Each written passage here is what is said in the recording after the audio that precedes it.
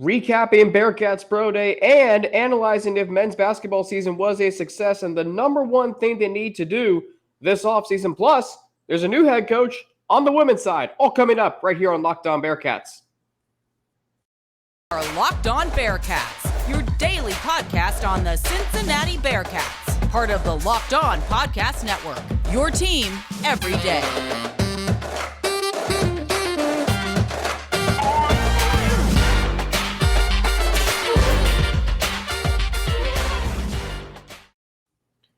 Thank you very much for making Locked On Bearcats your first listen of every day. It's free and available everywhere that you get your podcasts, including right here on YouTube. Don't forget to subscribe to our Locked On Bearcats YouTube channel and follow it to get an alert every time that we drop a new episode. It is Monday, and it is back Meyer Mondays. We're joined by Neil Meyer of the Front Office News. He was at Bearcats Pro Day last Thursday at the Bengals practice facility. Plus, we'll also talk about Bearcats men's basketball. The number one thing, that they need to do this offseason to have a chance at being competitive and potentially get to the NCAA tournament next season. Neil Meyer has been a very busy man these days. He told me before this show, we recorded it, he's only been to 2 spring practices, but you were, Neil, at Pro Day. Kind of give us what your takeaways were from a day that saw 56 NFL scouts representing all 32 NFL teams who were in attendance at the Bearcats Pro Day. Yeah, man. So as you hit the nail on the head there, we had 56 scouts from all 32 NFL teams at IEL Indoor Practice Facility, the Bengals' new practice facility on Thursday, where 15 former UC Bearcats put their athletic abilities on display for all 56 scouts and as they look to make that transition to the NFL. But there was a lot of things that stood out to me. And I think first off was the talk with Ivan Pace Jr. Ivan Pace Jr. tested really well. For many people who followed at the Combine, he did get an invite to the Combine, but something happened to where he couldn't run the 40-yard dash down in Indy at the NFL Combine, but he did run the 40-yard dash on Thursday in front of those 56 scouts, and I had him clocked at a 4.5, so I thought the linebacker was putting up some good numbers there in the 40-yard dash, but overall, I thought Ivan Pace continued to raise his draft stock in many aspects. Overall, he had a good day, finished with a broad jump of 9 feet, 8 inches. I had him at a 4.5 40-yard dash, but he stood out to me a lot in terms of the drills and whatnot because his footwork, everything about him is incredible to see. Everyone kind of like doubts his size and whatnot, but if you take away the size aspect, Ivan Pace Jr. is arguably one of the top linebackers within of college football and this draft class. Talk to me about Josh Wiley, because there's been tight ends that have come out of Cincinnati. There have been tight ends from Notre Dame who have been drafted, and Michael Meyer. Obviously, he wasn't at the Bearcats Pro Day, but talk to me about Josh Wiley and what he showed and where he could maybe get drafted in 1 month from today. Yeah, so Josh Wiley actually did not run the 40-yard dash at Pro Day, but he did run it at the NFL Combine, so I'm pretty sure he was just content with what he ran there. But Josh Wiley's an interesting tight end prospect for many reasons. I think we should first, you address Michael Meyer there. It's interesting you mentioned the former Cubcast standout and Michael Meyer. Obviously, that's right across the river here from Cincinnati, but Josh Wiley's actually been working out with Michael Meyer along with Darnell Washington from Georgia in Southern California at a place called Proactive, we learned following Pro Day. So Josh Wiley's been working out with arguably 2 of the top tight ends, arguably the best 2 tight ends in this class. But he's been working out with those guys in Southern California, so he's been getting a lot of good work in. But Josh Wiley's an interesting guy because at the Senior Bowl, he actually weighed in at 260 pounds. But here at Pro Day this week, he weighed in at 249. So interesting fact, was we asked him about it. What were teams really asking in those meetings? And he said it was a lot of questions about his weight and his size, obviously being a 260-pound, a bigger frame tight end, a 6'6" guy. But he said he was actually really comfortable playing a little bit heavier. And the way he explained it was pretty unique, because he said he likes to play at 260 because he said it's pretty easier to move guys within the box.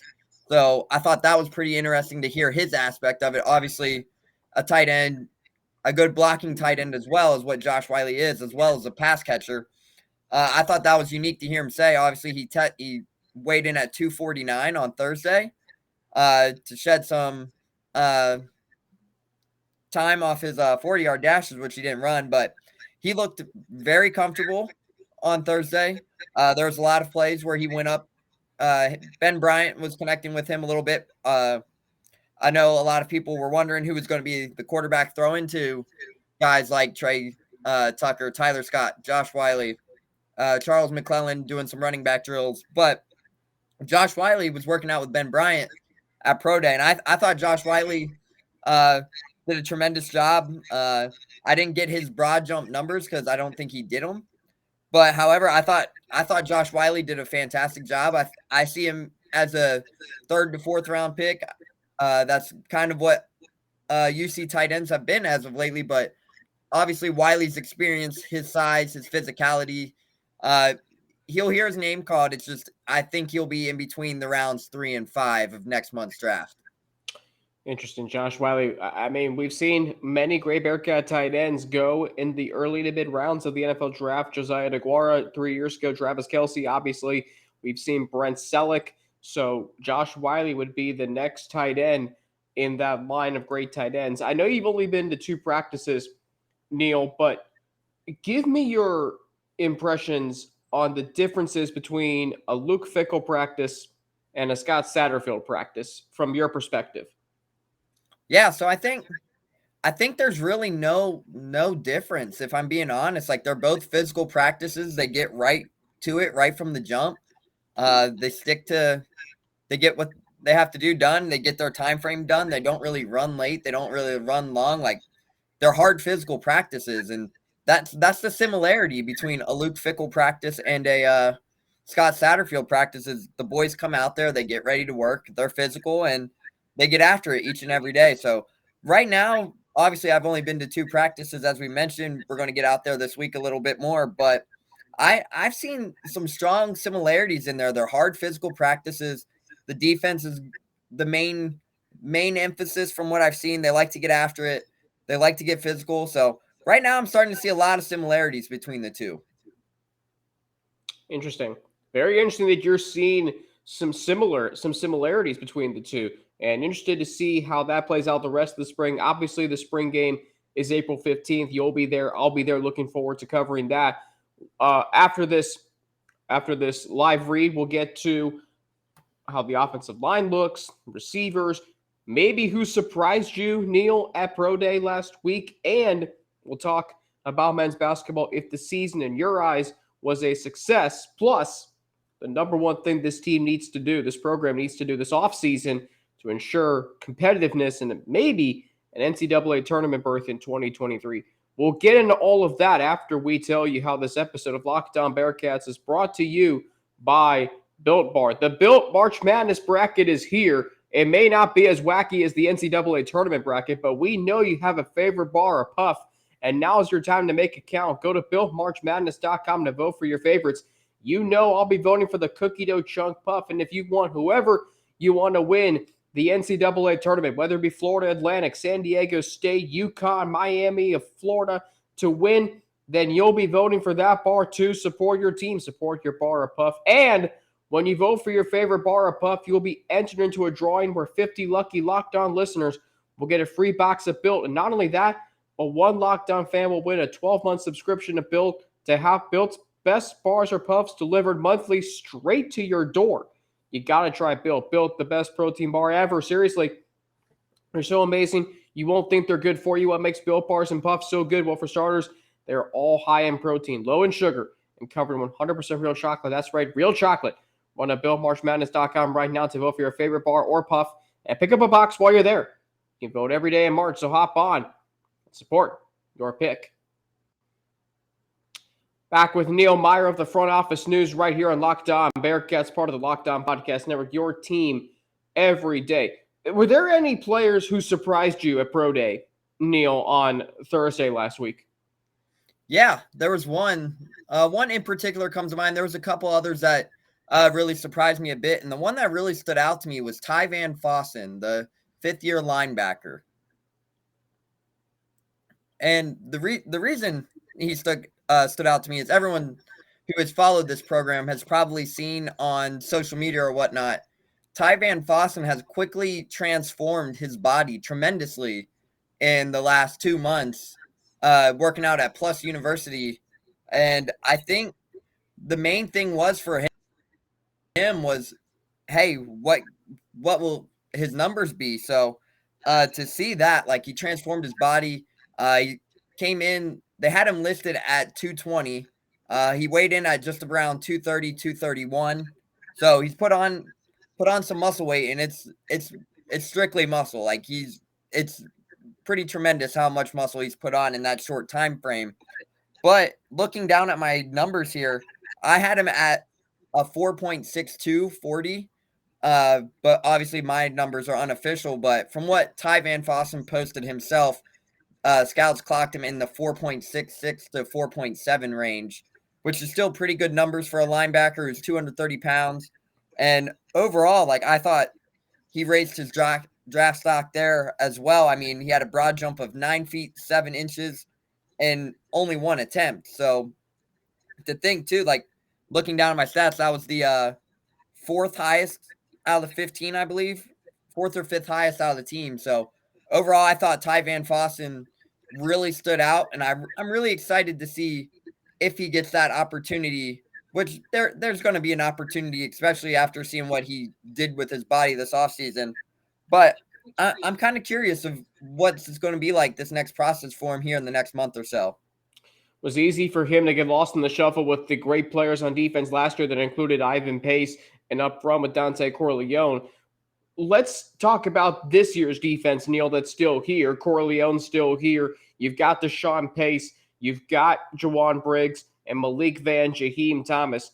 How good realistically do you think this defense can be under first-year defensive coordinator Brian Brown? I think this defense could be really good, and a lot of things have stood out for me looking at that defense. Obviously, you bring in a guy like Dorian James from Louisville, and then you bring back Deshaun Pace, as we mentioned. You have Malik Van returning for his 6th year. Jawan Briggs is returning for his extra year.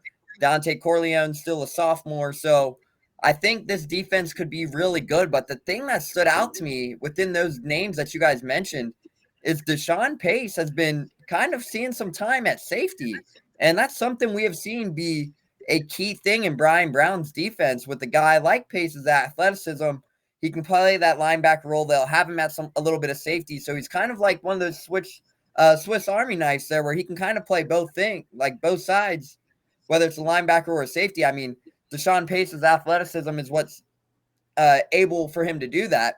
So I'm very excited to see that transition come on the defensive side here in the upcoming season under head coach Scott Satterfield, as the Bearcats make that transition to the Big 12.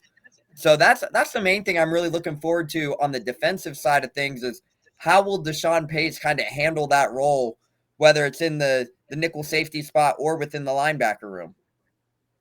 Going to be very versatile this year. Going to be a very versatile defense overall. You talk about transitioning from a 3-3-5 to a 4-2-5, which is what Brian Brown's defense ran at Louisville last year, ranking in the top 25 in several statistical categories. A big question mark of this team, Neil, it's probably the biggest question in my opinion, and that's the offensive line. What have you seen from them so far as they look to find the right combination of guys come the season opener on September 2nd? Yeah, that's a great question. Obviously, this is an offensive line that is only returning one starter, and that is Gavin Gerhardt, who was filling in for the injured Jake Renfro last season. But I love what I've been able to see overall in the first 2 practices I have been at so far of the offensive line, Trevor Razdozovic is starting to really kind of make his impact early. Luke Kandra is really starting to fit in up front. That's a big body offensive lineman, Cincinnati kid. So I'm really excited of what those 2 guys have been able to do. And then also you have other guys returning like a John Williams, and then you have a few others in that realm. But overall, that offensive line, everyone's going to have to step in. I mean, you lose guys like Lorenz Metz to the NFL. Jake Renfro transferred to Wisconsin. You're losing Dylan O'Quinn, who was a 5-year starter. Joe Huber transferred to Wisconsin. Like, they lost basically their whole offensive line. So obviously it's still playing itself out. So we're not really for sure who's going to be out there come the first game in September. But overall, that offensive line battle is going to be pretty fun to watch. No question about it. Another position, wide receivers. What are you hearing as far as who is standing out at that position so far in spring practice? Are there any players that we need to keep an eye on? We obviously heard about Keyshawn Helton from the transfer from Florida State. He's going to be out for a significant period of time. But what about the other transfers? What are you hearing about the wide receivers right now? Yeah, the wide receiver room obviously is the one that got hurt the most from a season ago due to the transfer portal. They saw Quincy Burrows go to Wisconsin, Will Pauling go to Wisconsin, Tyler Scott, Trey Tucker both heading to the NFL after their significant pro days. They really turned some heads, so we'll probably see them get their name called. But overall, this wide receiver room, a couple names to keep an eye on. Donovan Ollie is one who's starting to really pop off here in spring. He's starting to seem like he's getting everything under his feet. He's starting to get adapted very quickly. And then another one is Sterling Burkhalter from NC State. The NC State transfer, another Cincinnati local native. But then you have Chris Scott, who's still returning. He's starting to turn some heads now that he's getting that opportunity. Obviously, he was behind a lot of NFL caliber players the last few years in guys like Alec Pierce, Tyler Scott, Trey Tucker, Jaden Thompson, who transferred to Louisville. So Chris Scott's starting to get his role back in there. So overall, the wide receiver room, those are 2 guys that have really stood out to me the most have been Donovan Ollie and Sterling Burkhalter. Wow, interesting. 2 guys who, one, Ollie, who I'm very excited about, Burkhalter, who Russ Hellman, I've had on this show many times, he's excited about him. So really looking forward to seeing who carves out big roles at that position as far as who starts a quarterback, whether it be Emory Jones, whether it be Ben Bryant, heck, whether it may be Brady Drogosh. We're going to switch gears to the hardwood coming up. If the Bearcats season, Neil, to you was a success, what the number one thing they need to do to ensure competitiveness and potentially compete for an NCAA tournament berth next season, their first in the Big 12. And there's a new head coach on the women's side. We'll talk about her. And Neil, your thoughts. I know you cover the women's team for the Front Office News.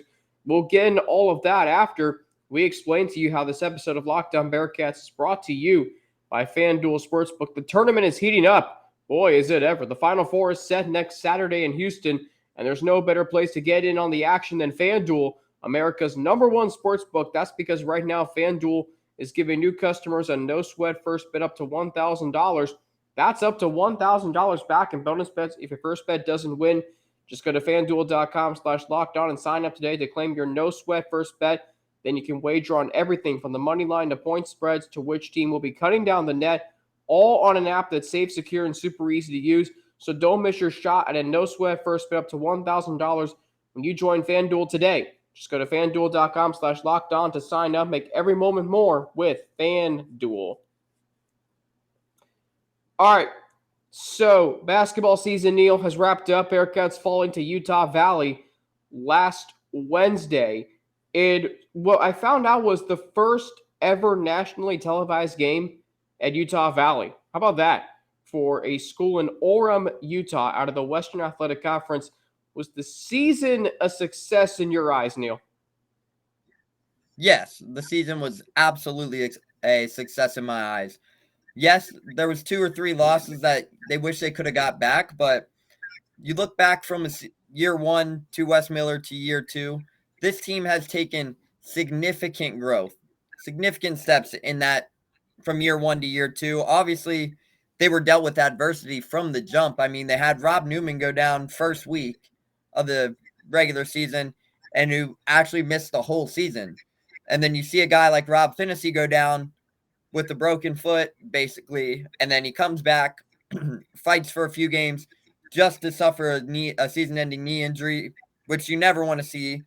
Vic battled an ankle injury just about half of the season there in the final slate of conference play. So this team battled a lot of adversity, and they were forced to kind of play some different hands than what they originally thought, because obviously John Newman was going to be a key piece for this team. And then you see him go down in the very first game, or right following the very first game of Chaminade. And then this team kind of had to find some guys who's going to step in for John Newman. So overall, this season was a success. I mean, you look back a season ago, they finished with 18 wins, I believe, if I remember right. They finished with their first 20-win season since 2019 to 2020 before the COVID pandemic ruined the NCAA tournament, as the Bearcats were probably going to make a run in that tournament. So overall, it's their first 20-plus win season in 3 years. So I think this is a huge step for them. I know there was a lot of people kind of upset, like, oh, why did they accept an NIT bid? Why wouldn't you accept that NIT bid in this situation? In all circumstances, it's still a postseason tournament.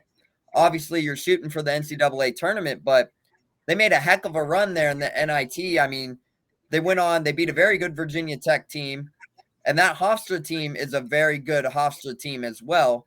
And then, as you mentioned earlier, they have to go on the road to a very tough environment that only holds about 4,900 fans at Utah Valley, which was their first nationally televised game in school history. And there were some people I was talking to after the game that Utah Valley's fans was about 3 times the original amount of fans for their game versus the Bearcats than what they have gotten all season long. So put that into perspective. It's a smaller gym, holds about 4,900 people to 5,000 people. It's a crowd. It's an environment. Obviously, those fans were pretty happy, excited for that game. They knew what was at stake, but that's a very good Utah Valley State team. I mean, they had 3 guards all make first team all conference. And then they had a big man, the 7'1" center, who is a very good, very skilled, athletic big man. And people were kind of upset after it on social media from what I had saw, like, oh, this team lost to a Utah Valley team. People were wrong. That Utah Valley State team is a very good team, and people just need to take a step back and kind of watch a little bit more film of them if they disagree with that. But that was a very good Utah Valley State team. However, it's never easy to go on the road and play in a hostile environment like that. But not only was it just that, they went to Utah. You have to think they were out there for a day and a half, and then you have to think the altitude was probably up. They were in the mountains. You put the altitude into factor consideration. But overall, that was just a very good Utah Valley team. However, on the other hand, I really think this team was a success. I mean, you make the quarterfinals of the NIT. So I think, or the semifinals of the NIT, my bad. But you make the semifinals of the NIT. We have seen the success that teams have had in the past with the NIT. And that's a lot of things we have talked about over at the Front Office News. And you look back at the recent years, obviously teams that have done well in the NIT in recent years, you look down, 2 teams that stick out to you immediately were Tennessee and Xavier. Xavier just lost this weekend in the Sweet 16, and Tennessee also made it to the Sweet 16. So you have to throw about those 2 teams in factor as well. So overall, me personally, I think this season was a very big success. And I'm very excited for what year 3 under Wes Miller will hold as the Bearcats enter the Big 12. So as we go into year 3 and year 1 in the Big 12, what's the number one thing this team needs to do this offseason to put themselves in position to be competitive in what's going to be a 14-team Big 12 next year? Neil, what's the number one thing this program needs to do? I think for what this team needs to do, obviously everyone knows how good the Big 12 is. I mean, everyone's seen it here in March. This Kansas State team that just lost in the Elite Eight was projected to finish dead last in the Big 12. Last, made it to the Elite Eight. So everyone knows the Big 12 is a very competitive team. However, in order for what Wes Miller and the Bearcats are looking to do in order to stay competitive heading into the Big 12, I think it would be a huge asset if they contain guys like Jeremiah Davenport, Odi Oguama, if they can find a way to keep everyone and then add some guys in there, whether it's another big man to complement Vic.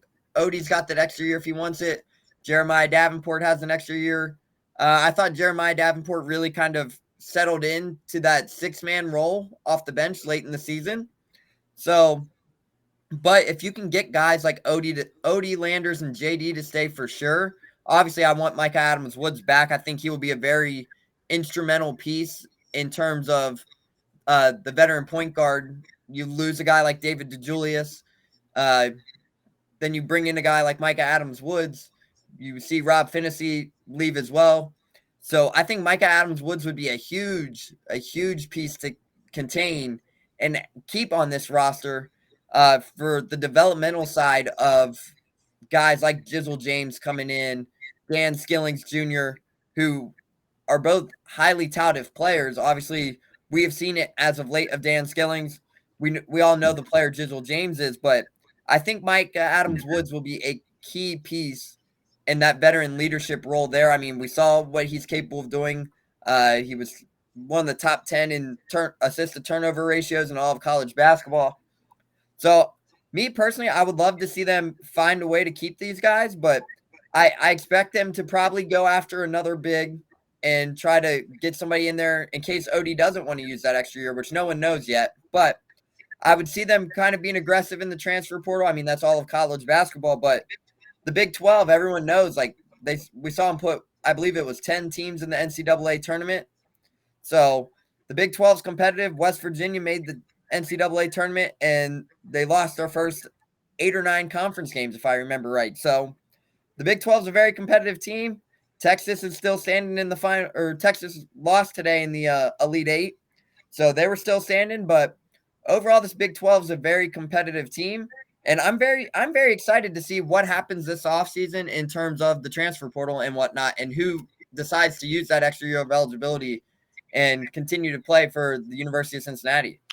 It's going to be interesting. I would agree with you on getting the big man. It's going to be interesting to see who else they go after to boost this roster to be Big 12 caliber. And I'm going to talk tomorrow on this show about how the Bearcats could actually a breakthrough be really attainable maybe rather soon in the Big 12 when you look at how good that conference is.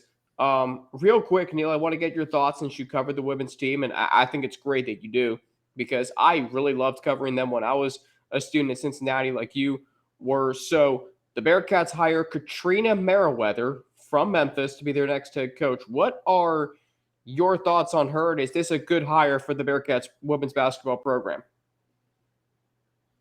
Yeah, so first off, you mentioned you covered the women's team as well. I think we covered a few games together over the last few seasons. But the women's team, I just want to say a huge thank you to former Bearcat coach Michelle Clark-Hurd for allowing me to cover this team and be around that team to cover them through her tenure here. Obviously, I covered that team, I believe, for 3 years now. So to see everything she did for that program, she poured her heart out into that program. She built very great relationships with her players. So she was very welcoming and open arms to having me talk with her, talk with some players. So I just need to thank her for allowing me to even have the opportunity to spend some time and cover this that team during her tenure here. So I couldn't be more blessed for the relationship I built with her over the years, and I was very thankful for everything she did for me. But now on to your question of my thoughts on Katrina Merriweather. I think it's a great hire for many reasons. Obviously, a former UC Bearcat. That's a lot of things people are starting to look at there, obviously. And then you look down at her coaching resume with Wright State and Memphis. She just took Memphis to the Sweet 16 of the NIT. She just led Memphis to their first 20-win season in more than a decade. So that's a huge thing. But you look down and you see an all-time record of 151-70 in just 7 seasons as head coach of the Memphis Tigers in Wright State. But overall, like, she just led Memphis to a 22-11 season with a trip to the NIT's Sweet 16. Me personally, I think it's a great hire. And personally, it's always nice to see people come back home. And me personally, I'm very excited for what she's done, is going to do. And from what I've seen by some players' social media, I think they're kind of excited for what she's able to bring to the table. And I think there's a lot of people excited for this one to get the ball rolling under Coach Merriweather. And me personally, I'm very excited to see what the Bearcats are able to do as they make that transition into the Big 12 under Coach Merriweather. So I'm very excited for the hire. I think it's a great hire. Obviously, I'm going to be very curious to see who she brings with her. If some people follow with her from Memphis, that's something we don't know yet. We're still working on that kind of stuff. But overall, I think it was a great hire, and I'm very excited to see what she's going to be able to do with this Bearcats team. Former Bearcats, so that's a plus. Did a great job leading 2 programs, Wright State and Memphis, as you mentioned, Neil, really turning around. I remember when I covered the Bearcats women's team in college, Memphis was at the bottom of the league, and then this past season they finished second in the AAC. So a really remarkable turnaround for Katrina Merriweather in Memphis, and now coming home to be the head coach of the Cincinnati Bearcats. Neil, it's always great having you on. Meyer Mondays, we'll do it again, hopefully next Monday, but now we'll catch up here with you soon. For your second listen today, and thanks again for making Locked On Bearcats your first listen today. For your second listen, check out our brand new podcast, Locked On College Basketball. Experts Isaac Shade and Andy Patton bring you everything you need to know on and off the court. Plus, hear from big-name experts, coaches, and players throughout the basketball landscape. Locked On College Basketball, available on YouTube and wherever you get your podcast. Neil, the Final Four is set. I know you got your other podcast, part of the 48 Minutes Network. We got Florida Atlantic, San Diego State, and then UConn, or Miami, Florida, and UConn in the other Final Four matchup. I tell you, it is maybe the wonkiest Final Four I've ever seen, in addition to 2011 when you had VCU, Butler, Kentucky, and UConn in that Final Four. This Final Four, you have no seeds, 1, 2, or 3. You have a 4, 2 5s, and a 9. I mean, if there was ever a year where March Madness was epitomized, it was this year. What are your thoughts ahead of what should be a really fun and potentially a really entertaining Final Four in Houston on Saturday? Yeah, man, you said it there. It's been a really wonky March Madness tournament, and that's what makes this tournament special. But overall, like, I think Parker and I from the team of 48 Minutes, we discussed, we both predicted it would be Memphis making a deep run out of that, because we obviously cover we talk about it over on the at-large bid, and we both were saying for a while that we thought Purdue was going to be a little fraudulent come tournament time, and we thought that team, that 8 or 9 seed, would be able to make a little bit of a run if they could get by and sneak by Purdue, which happened right there in the first game. And me personally, I had it being Memphis, but I am not surprised to see Florida Atlantic making this run, especially because the way their guards play are phenomenal. They're very gritty, very good on-ball defenders. They really make you work for things. So I'm really excited to see that Florida